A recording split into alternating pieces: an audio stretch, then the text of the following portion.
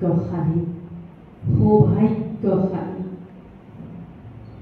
বাবাৰ দিল তখত নসীব প্ৰতিজন বিজয় ৰতন আত্মালৈ মোৰ আত্মিক অভিনন্দন আৰু নমস্কাৰ।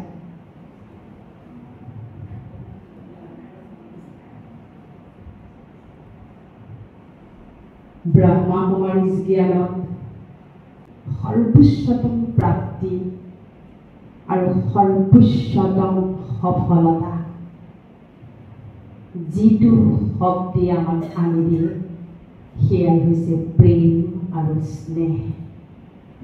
আমি বহুত দিন বহু কাল প্ৰেম কৰি আহিছোঁ, কিন্তু তেতিয়া কৰা প্ৰেম আৰু এতিয়া ব্ৰহ্মা কুমাৰীজন অহাৰ পিছত বাবাক লগ পোৱাৰ পিছৰ প্ৰেমৰ মাজত কিমান বেছি তফাত আছে নহয় জানো? আমি ৰাতিপুৱা শুই উঠাৰে পৰা লৈ ৰাতিলৈকে এটা নিৰ্দিষ্ট শিডিউলত কাম কৰি থাকোঁ, আৰু আজি মনুষ্যৰ সেই শিডিউল বহুত টাইট চলে, বহুত টাইট, ক'তো অকণো সময় নাই। শাৰীৰিকভাৱেও সময় নাই, মানসিকভাৱেও সময় নাই। কিন্তু তাৰ মাজতে শৰীৰৰে কাম কৰি কৰি কৰি আমি ৰাতিপুৱাৰ পৰা ৰাতিপুৱাই দিওঁ, কিন্তু ক'ৰবাত মন মগজু ক'ৰবাত ৰখি যায়, সি আৰু আগলৈ নাযায়, হয়নে বাৰু? যদি সেই তাহানি এসপ্তাহ আগত কোনোবাই কিবা এটা কৈছিল, কোনোবাই কিবা এটা ভাল নলগা শুনোৱাই দিছিল, কোনোবাই মোক অভাৰটেক কৰি গুচি গৈছিল, কোনোবাই কিবা এটা ভাল কাম কৰিছিল, অকণমান ক'ৰবাত ঈৰ্ষা মোৰ হৃদয়ত আহিছে নেকি গম নাপাওঁ। ব্ৰাহ্মণৰ ইণ্টাৰেষ্টিং কথাটো হৈছে যে আমি ডাঙৰ ডাঙৰ বিকাৰকেইটা বাবাক লগ পোৱাৰ প্ৰায় এমাহ দুমাহতে আমি সেই বিকাৰকেইটাৰ পৰা আমি সাৰি পেলাইছোঁ, আমি মচি দিছোঁ, ত্যাগ কৰিছোঁ। কিন্তু যিকেইটা আমাৰ সংস্কাৰ ৰূপে, এইটো জানো মোৰ সংস্কাৰ নহয়? আমিতো ইয়াৰ শৰীৰ সলাই সলাই আহি আছোঁ নহয় জানো?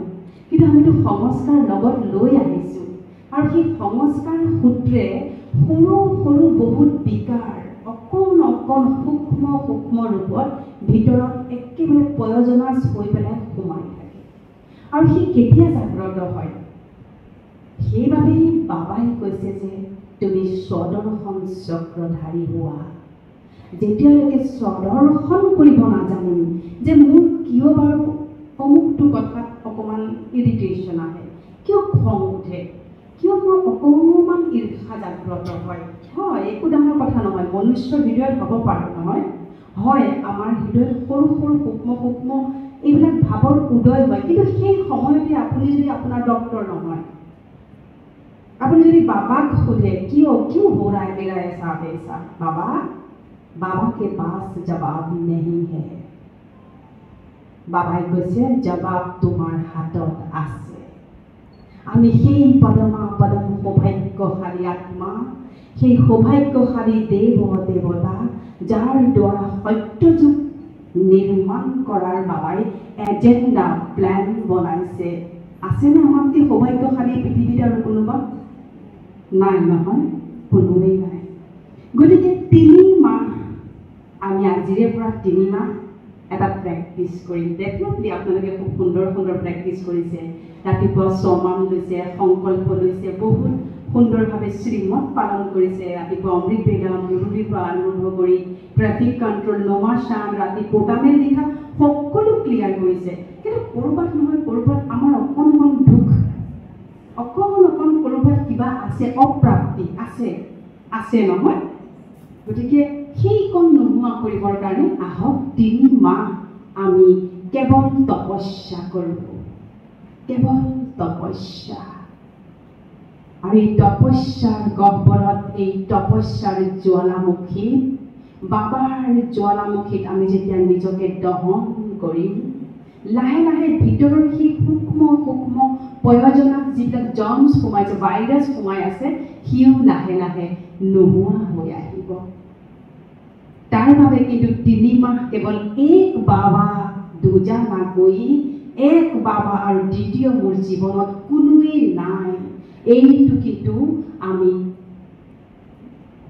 সংকল্পত লৈ লোৱাটো আৱশ্যক। এফালে যোগ চলাই আছোঁ, present back of the mind চলি আছে, অমুকলৈ যাব আছিল, তমুকলৈ যাব আছিল, সোনকালে শেষ হোৱাহেঁতেন ইত্যাদি কথাই যদি বহু পোৱালি স্কুললৈ পঠাব আছিলে, এইফালে মোৰ অফিচ যাব লাগে, এইফালে মোৰ ইমান কাম, সিমান বজাত সিমানলৈ যাব লাগিব, অমুকক লগ ধৰিবলগীয়া আছে।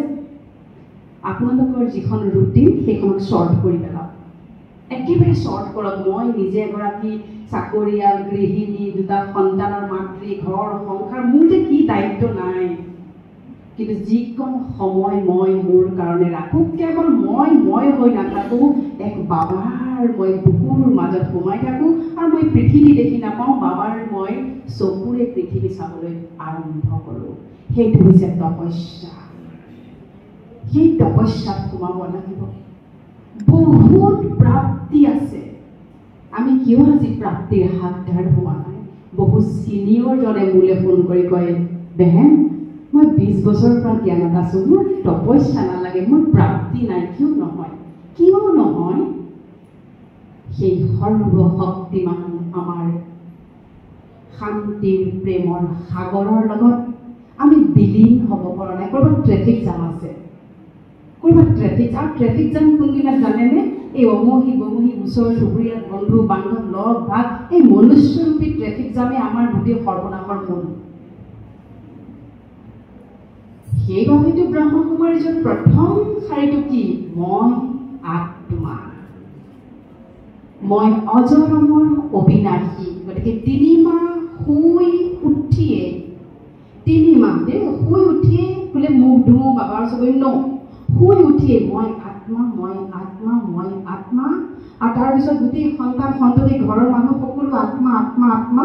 ঘৰখন চাব ধৰক আপুনি, সকলো আত্মা শুই আছে, সকলো আত্মাই নিজৰ নিজৰ স্থান, সকলোৰে আত্মা চাবলৈ আৰম্ভ কৰক। কপালৰ সোঁমাজত আত্মা বিৰাজমান।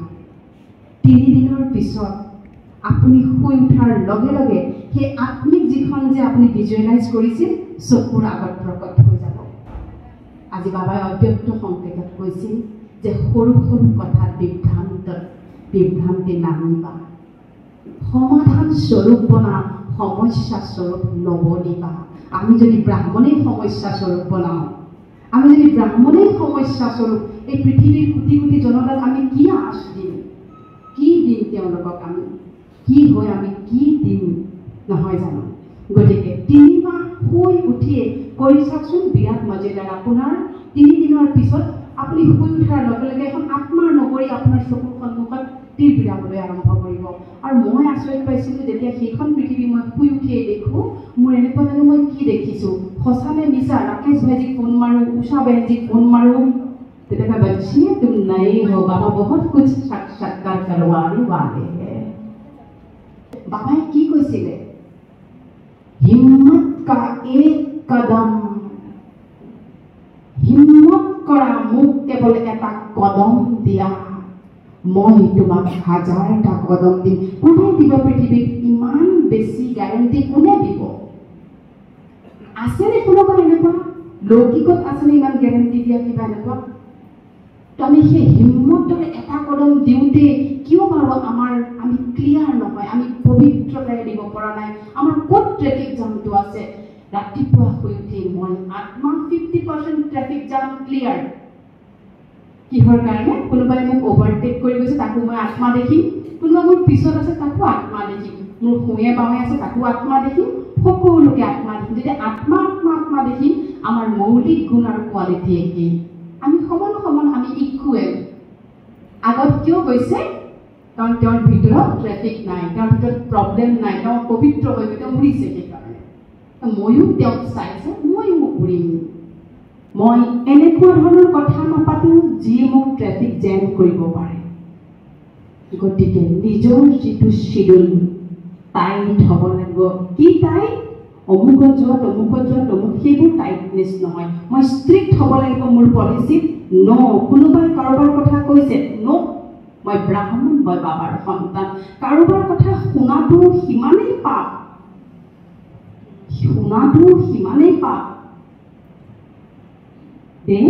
গতিকে আজিৰে পৰা আমি কিছুমান নিজৰ পলিচি বনাম। প্ৰথমতে 3 মাহ আপোনালোকে প্ৰেক্টিছ কৰক। শুই উঠিয়ে একো ক'ব নালাগে, মই আত্মা, মই নিৰাকাৰ পৰম পিতা পৰমাত্মাৰ সন্তান, মোৰ ঘৰ পৰম ধাম, মহাজ্যোতি বাবাই মোক চাই আছে। আৰু যেতিয়া আপুনি চাই আছে বুলি আপুনি অনুভৱ কৰিব, ভিজুৱেলাইজ কৰিব, বাবা আহি আপোনাৰ সন্মুখত প্ৰকট হ'ব। That is guarantee. অনুভৱ কৰাজনে নিশ্চয় অনুভৱ কৰিছে। দ্বিতীয় সমান, মই পৰম কল্যাণকাৰী আৰু মই পৰম পবিত্ৰ আত্মা। মোৰ কাৰোৰে প্ৰতি কোনো ধৰণৰ অকণো খুঁত মোৰ হৃদয়ত নাই। মই সকলোৰে প্ৰতি সমান আৰু সদা কল্যাণকাৰী। মই সকলোৰে প্ৰতি নিস্বাৰ্থভাৱে অন্তঃকৰণৰে শুভকামনা, শুভভাৱনা আৰু সদিচ্ছা ৰাখোঁ। মই সকলোকে সহযোগ কৰোঁ আৰু মোকো সকলোৱে সহযোগ কৰে।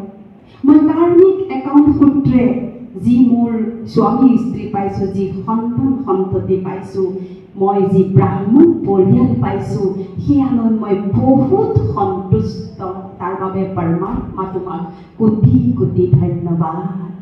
তোমালোক যেনেকুৱাই মোৰ বাবে শ্ৰেষ্ঠ। তোমালোক যেনেকুৱাই তোমালোকো সেই পিতাৰে সন্তান। আমি আচল অৰ্থত ভাই ভাই। এইটোহে আমাৰ আচল পৰিয়াল। এইটোহে আচল পৰিয়াল। নহ'লে লৌকিকত এনেকৈ বহি থাকিলে ইমান চাইলেণ্টত কিবা মিটিং কৰাৰ সম্ভাৱনা আছেনে বাৰু? নাই। আমি সেই জ্ঞানী যোগী, আমি সত্য যোগী আত্মা।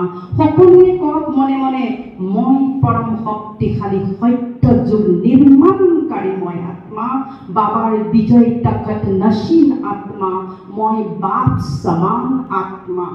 সমান কিন্তু বহুত উচ্চ হ'ব লাগিব। সমান যিমান উচ্চ হ'ব, যিমান উচ্চ হ'ব, সিমানেই বাবাৰ সমীপলৈ যাব। গতিকে ঘৰখন মন্দিৰ, মছজিদ, গীৰ্জা, তীৰ্থস্থানলৈ ৰূপান্তৰ কৰক। কেনেকৈ কৰিব? একেবাৰে ইজি। ৰাতিপুৱাই শুই উঠি মই আত্মা, মই পৰম শক্তিশালী মহাজ্যোতি, মোৰ শিৱ পিতাক মই মোৰ ঘৰলৈ আমন্ত্ৰণ জনাইছোঁ। অ' পিতা, তুমি আহা, মোৰ এই ঘৰত তুমি অৱতৰণ কৰা। ক'বচোন, 21 দিনৰ পিছত সেই ঘৰখনৰ ভাইব্ৰেশ্যন এটা বেলেগ ধৰণৰ ভাইব্ৰেশ্যন হ'বলৈ আৰম্ভ কৰিব। মানুহে সোমাই আপোনাক সুধিব, কি আছে বাৰু ঘৰখনত? আৰু কিবা এটা নিশ্চয় আছে। দিব্য অনুভূতি, দিবী নীতি, এই পৃথিৱীত চবতকৈ শ্ৰেষ্ঠ যিটো মহাশক্তি, ডিভিনিটি, দিব্যতা আৰু পবিত্ৰতা। মোক কাৰোৰে পৰা একো নালাগে। নেক্সট সমান, মোক কাৰোৰে পৰা একো নালাগে। মই সৰ্বশক্তিৰে ভৰপূৰ আত্মা।